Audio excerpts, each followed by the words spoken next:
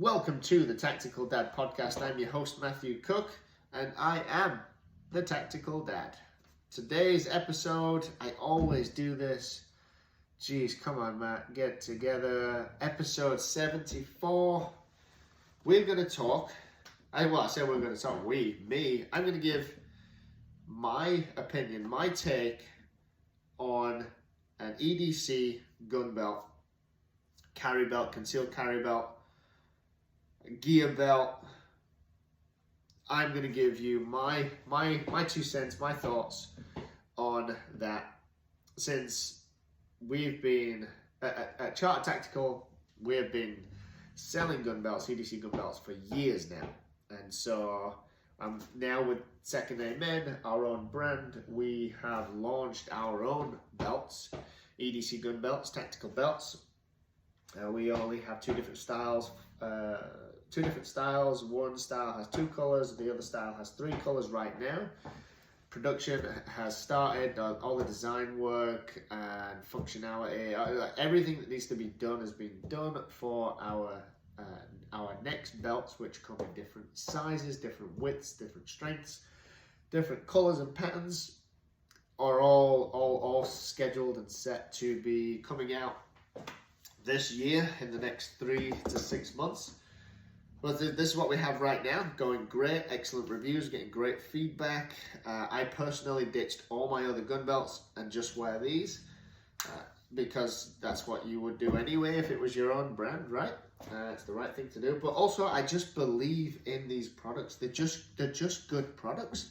So you have 2 different styles, and also get your mind right in terms of listening to this podcast and me. When we launch products, when I create a product and when I launch a product and my company launches a product, it's usually based on what I'm experiencing as a shooter, as a gun owner, as a new gun owner who's developing into a competitive shooter, tactical style shooter, improving my skills. Products are all based around that. So what I found with a lot of gun belts, a lot of tactical belts, EDC belts, is that they were too stiff. And or with the functionality of them, it didn't last a very long time. They were either too stiff or not stiff enough, or the functionality, which, I mean, what kind of functionality can you have with a belt? Not much, right? But the buckle and the connecting of the buckle, that was always an issue. And then like the material, leather, nylon. You know, which one's best? My preference is nylon. For many reasons, separate podcast, we'll go into it today. But my opinion, my take on gun belts, I'm going to tell everybody to buy ours. 1, because I'm a businessman. 2, because they're just good. They're very, very good. We have you got a 2-year warranty. I wear them. I'm promoting them because I believe in them. So let's get into it in more depth. So we have I'm wearing right now. If you're watching this podcast, fantastic. You're going to get a different, probably a slightly better experience. If you're just listening, it might be hard to sort of create this vivid image of what I'm showing and saying in your mind. But nonetheless, there's still some good info in there. So we have 2 different style belts. And most commonly with a gun belt, you're going to get this more tactical. Let's backtrack. Now, we're talking nylon gun belts, not leather. We are not going into leather yet. We may in the future, if our customers present such a drive and desire to have some of our designs and our brand on some leather belts. But right now, strong preference on nylon for many reasons. Separate podcast. So we're talking nylon gun belts, and what you'll typically see with a nylon gun belt is that the texture of it is it's not smooth. It's sort of a woven texture and finish, and if you run your hands along it, you'll feel it's not smooth. It's textured, and so it's sort of like it's woven. And this is great for carrying gear especially if you're going to be in an environment or in a situation where you're running, jumping, sliding, crawling. You're just a lot of movement, right? And you're carrying gear. You need the strength of the belt, which should be 600 denier to, I'm going to say 1,000 denier if you're going into war. If you're like me, an everyday carry guy or a tactical shooter that's going to go into competition, 600 to 650 denier is the sweet spot ballistic nylon. Ours is 620 to be precise. And what you'll find, what you'll find with the textured finish with the belt is that it helps with the added friction. It helps your holster, your gun, your holster, your extra pouches, your extra magazine pouches. It helps them not slide around at all, because even if the belt width is the perfect size for the accessory, if it's smooth, it's still going to slide. Might not give a little bit up and down, but from side to side, it's going to slide because it's a smooth finish. There's not enough friction there, whereas with the tactical woven style, it could be like ours, or our current ones, this size that I'm holding, 1.38 inches, almost 1.4, it's not going to slide because it's got the friction there, got the weight and the friction. It's not going to slide on this. But that's for the intended use for that is obviously to go and do tactical style shooting. How far are we into this podcast? 6 minutes, all right, great. Let's get into now this one. We have a more dressier style gun belt, and you'll find not just with ours, but with other companies as well, that their dressier style gun belts are a smooth finish. You'll be able to see this if you're watching the podcast, but they're a smooth finish.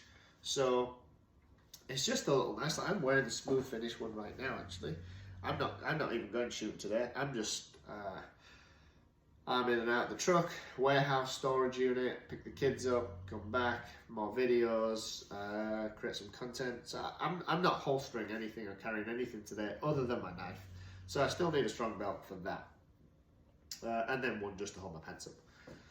So I'm going to wear the dressier one. If I was going out for dinner, for lunch, or if I was in a pair of jeans, the dressier style ones are perfect. So if you do want to conceal and carry, like, you know, inside the waistband, holster and carry, like, you can do that, and these are a great belt to do that because it's a smooth finish.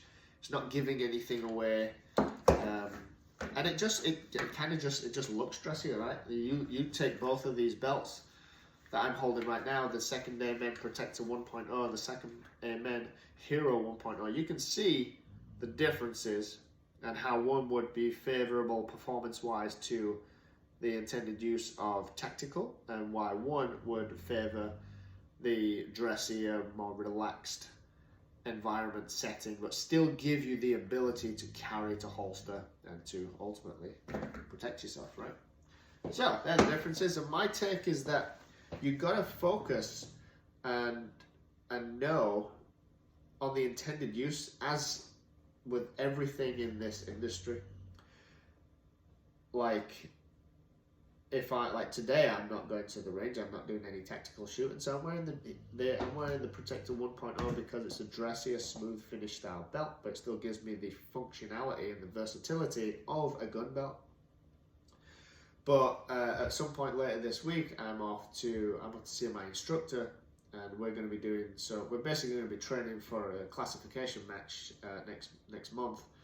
So it's going to be more tactical style shooting. I'm wearing the Hero 1.0 because I'm running here, running there, holstering, drawing from the holster, shooting, tactical reload, moving somewhere else, looking around objects. I'm going to be moving around in preparation for an IDPA classification match. I'm going to be wearing the tactical style belt that's woven, textured finish to help prevent anything sliding around. So it all comes down to the intended use. What's the intended use? And that can make things pricier. So, you know, consider that. Fortunately, I work my ass off, so I can afford another belt. So that part's fine with me, but that might be something you have to consider. You know, you can't have a belt for each activity that you've got, you know, that's just the way it is. Now you just got to consider what you're going to do more of. So buy that one, because the beauty, especially of our belts, is that the functionality and the versatility that you have with one, you have with all of them. It's just a different look with one or two performance differences. That's it. So my take on EDC gun belts: number one, go and check ours out. Second Airmen Protector 1.0, or the Second Airmen Hero 1.0 EDC gun belts. Check ours out. The quality, it took me 12 months to launch these belts because of the samples, testing different samples, trying them out, using them for a few months, really taking them to the point of destruction and figuring out what needs to change, why it needs to change, what's the ultimate comfort. A year it took me to get these things to where they are now. So I truly believe that it's worth considering. And I know there are some other awesome gun belt companies out there: Next Belt, Core Essentials, For the People, Holsters. They do belts, quality belts. The companies that I've worked with, great people, great product.